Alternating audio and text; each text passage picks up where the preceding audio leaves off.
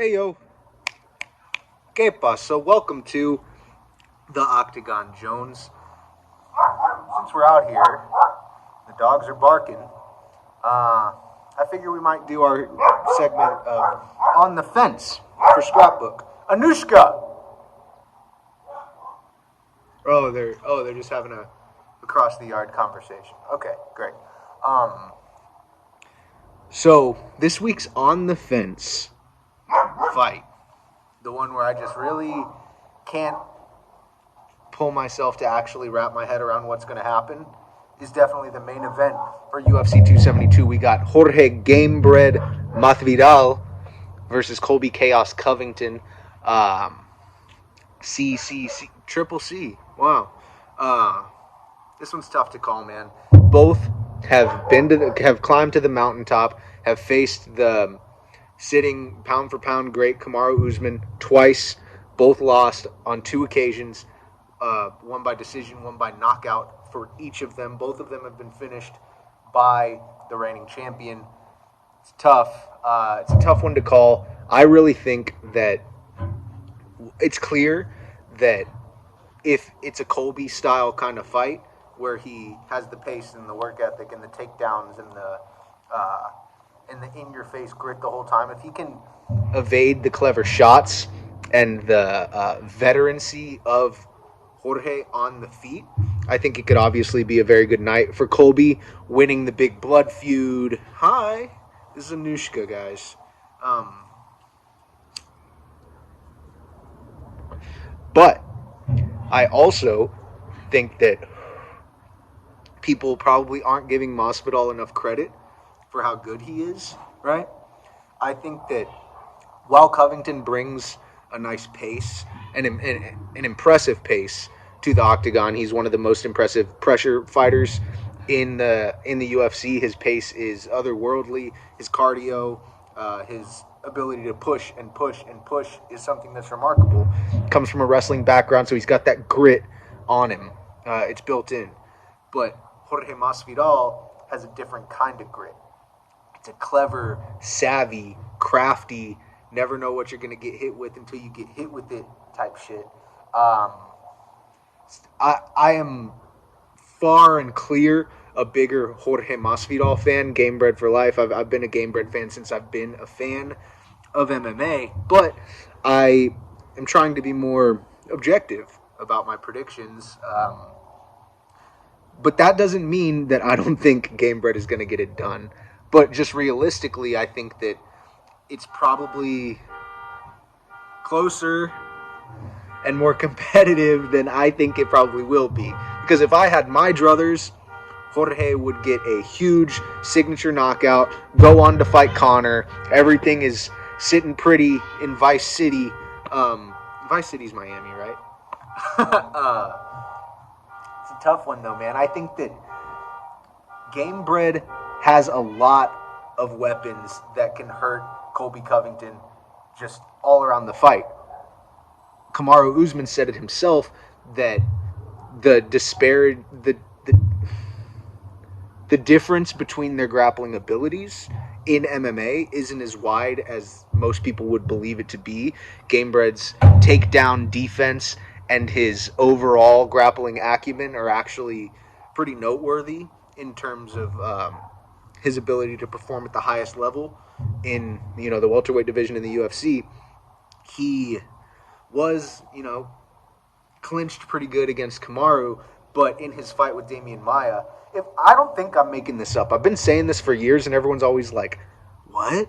But I'm pretty sure I've heard Damian Maia say that Jorge Masvidal is the best MMA grappler that he has had the pleasure of sharing the Octagon with. Just his maneuverability, his speed, his quickness, his athleticism and explosiveness make him a really tough puzzle. I don't think that it's going to be as easy as Colby just laying on him. I mean, they have the experience in the room with each other. I think that that's going to count for a lot, but not as much as a lot of people will assume. They got the better of each other, plain and simple. In the striking, Gamebred took him to school, but they brought Colby in to take the fighters at ATT to school for wrestling, so they definitely know each other's advantages that they have over one another. It's a fight I've been looking forward to for years now. I've said this on numerous occasions. I know too many dudes like Jorge and too many dudes like Colby to not in my head know exactly how this is going to go. But this is as real as it gets. This is the highest level. And just because I think that one dude is badder and realer than the other guy doesn't necessarily mean that that's going to translate into a skills application in the Octagon. It's a really tough fight to call for me. Like I said, I'm a gigantic Gamebred fan, so my biases are pretty clear. But at the same time, I think that Gamebred's going to give Colby a much tougher fight than everybody's expecting. I'm expecting Jorge to win, but I'm on the fence because I let my emotions dictate my logic, and I know that. So I can't sit here reasonably and be like, Gamebred's going to smoke him.